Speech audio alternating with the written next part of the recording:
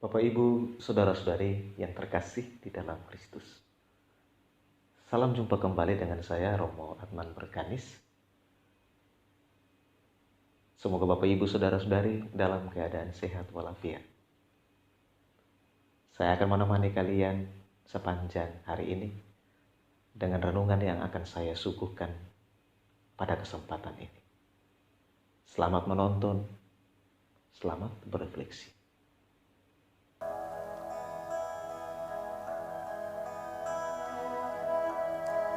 Bapak, Ibu, Saudara-saudari yang terkasih di dalam Kristus.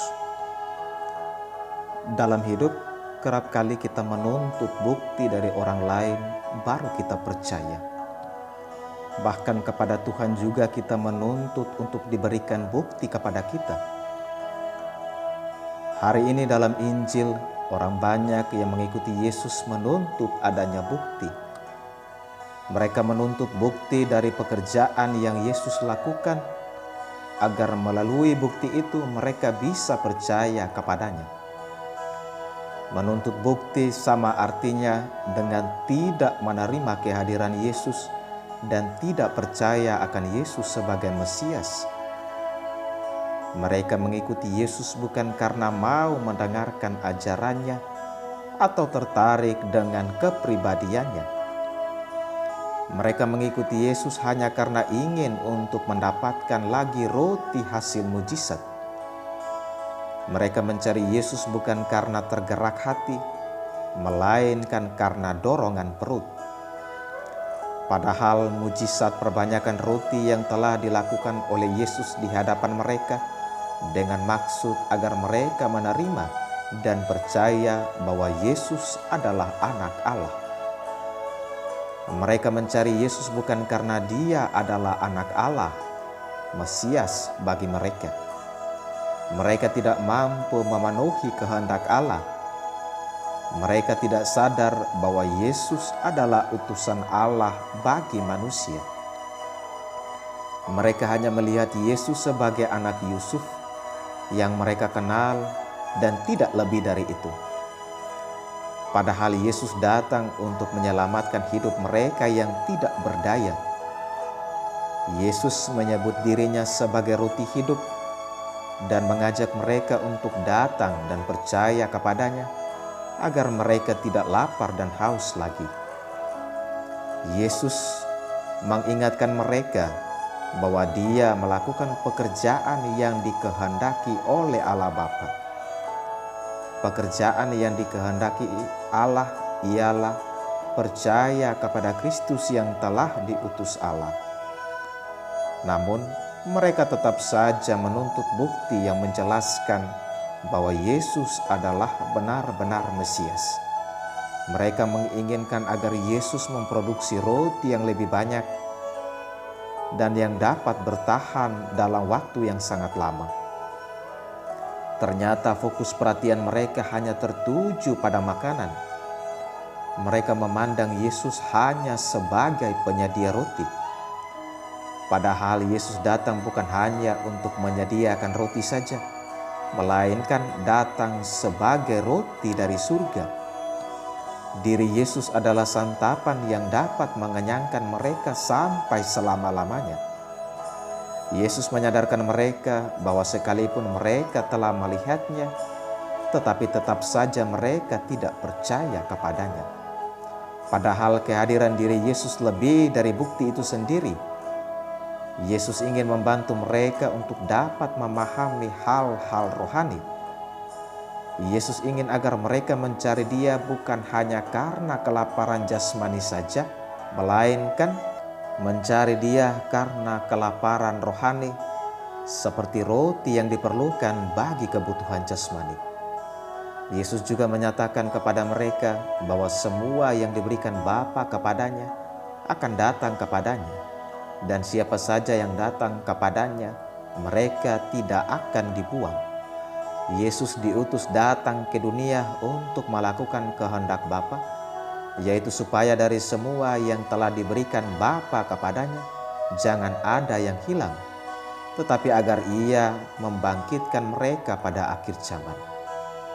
Kehendak Bapa adalah supaya siapa saja yang telah melihat Yesus dan percaya kepadanya beroleh hidup kekal, dan supaya Yesus membangkitkannya pada akhir zaman. Yesus mengajak mereka untuk percaya kepadanya, karena jika percaya kepadanya, mereka memperoleh hidup kekal dan mengalami kebangkitan pada akhir zaman. Perlu diakui juga bahwa beriman itu adalah sebuah panggilan dan bukan pilihan manusia semata. Rahmat dan keterbukaan hatilah yang dapat memampukan manusia untuk percaya bahwa Yesus datang dari Allah. Akal budi dan jalan pikiran manusiawi tidaklah cukup untuk membuat seseorang beriman sejati.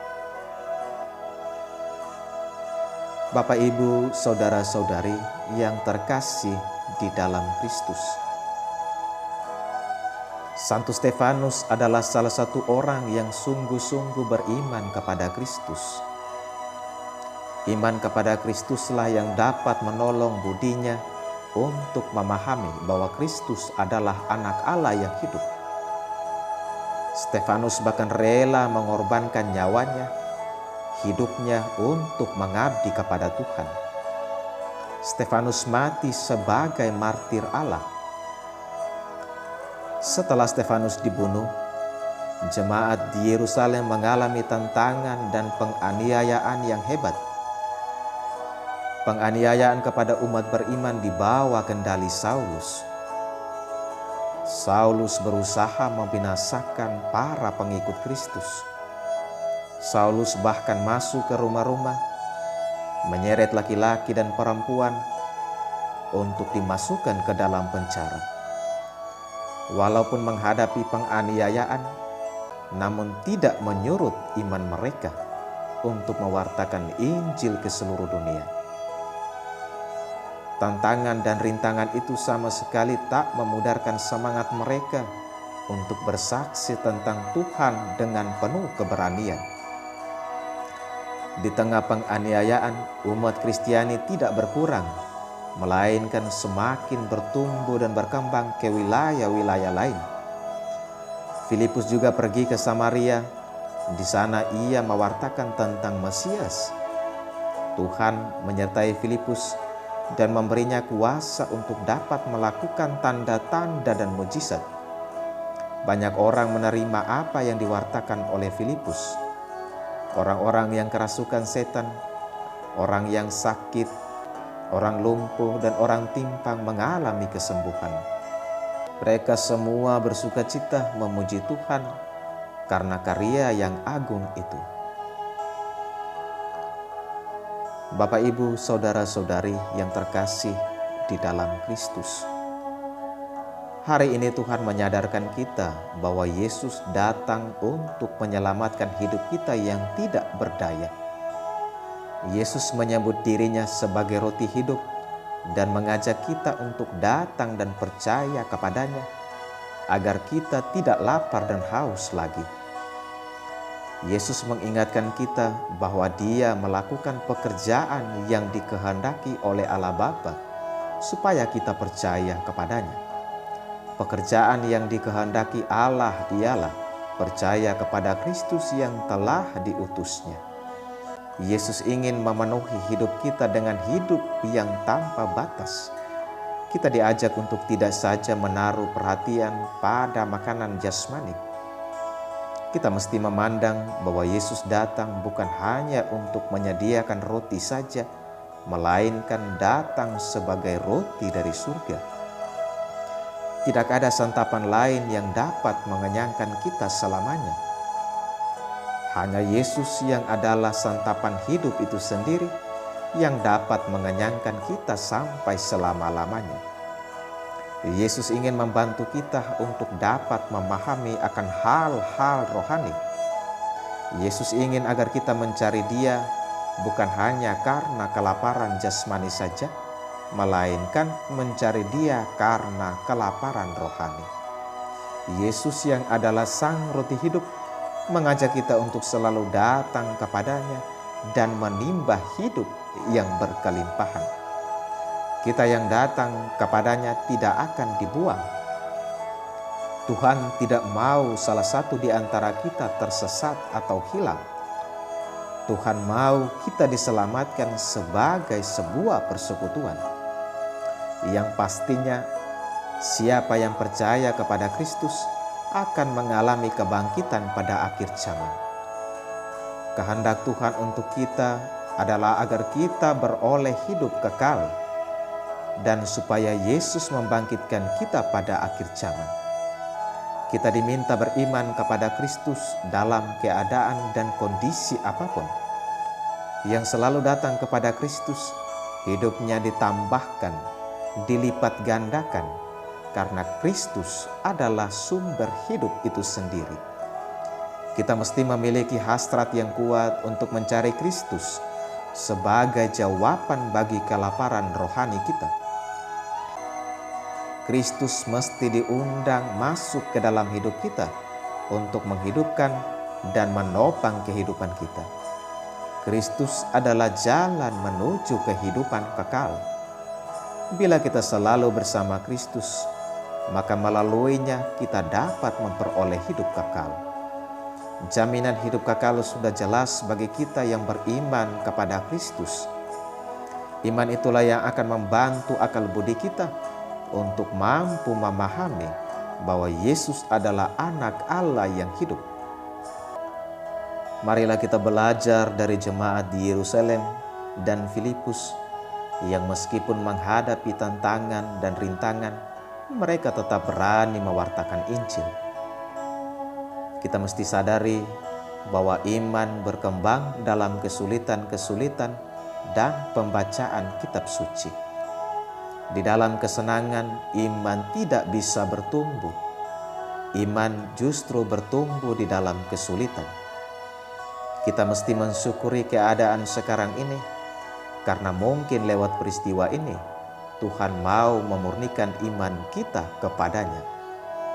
Ingatlah untuk selalu berteman dengan Tuhan, selalu berjalan bersama Tuhan, dan selalu sujud menyembah Tuhan. Marilah kita bersyukur atas rahmat iman dan panggilan kita, serta keterbukaan hati kita untuk percaya kepada Yesus Kristus, pemberi hidup kekal. Kita pun mesti belajar dari Santa Katarina dari Siena, yang pada hari ini Gereja Katolik peringati. Santa Katarina tidak pernah lupa bahwa Yesus ada di dalam hatinya. Ia melayani gereja Kristus dengan gagah berani. Dalam doanya, Santa Katarina berujar demikian, "Engkau bagaikan misteri yang dalam sedalam lautan. Semakin aku mencari, semakin aku menemukan, dan semakin aku menemukan, semakin aku mencari Engkau. Tetapi aku tidak akan pernah merasa puas. Apa yang aku terima menjadikanku semakin merindukannya.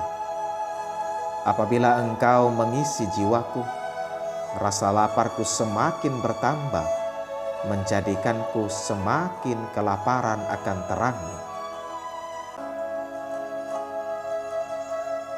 Amin. Selamat pagi dan selamat berkarya.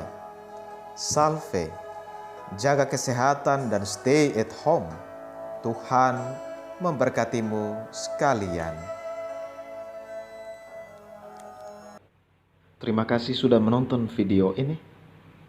Jangan lupa like, komen, dan subscribe.